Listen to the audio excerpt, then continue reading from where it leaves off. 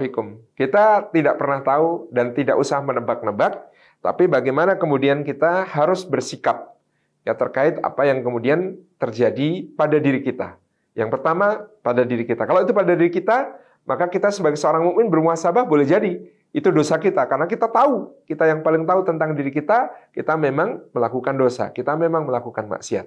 Tentu ketika kemudian itu kita sikapi dengan benar, dia bisa berpeluang menggugurkan dosa, dia berpeluang meninggikan derajat dan memuliakan kita.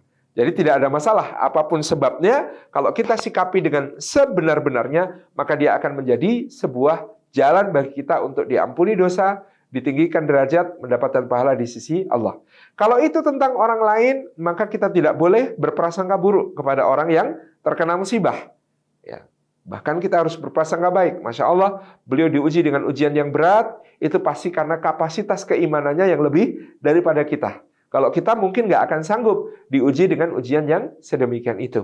Nah, itu yang kita katakan kalau tentang orang lain. Jadi, ada sikap untuk orang lain, ada sikap untuk diri kita sendiri, yang intinya tetap muhasabah. Tapi kalau itu pada diri kita sendiri, ya kita bisa melihatnya sebagai bersebab dosa kita, dan memang demikian yang hakikat yang paling mendekati gitu ya, yang kalau kita sikapi dengan benar, maka insya Allah kita bisa mendapatkan kebaikan di sisi Allah. Demikian.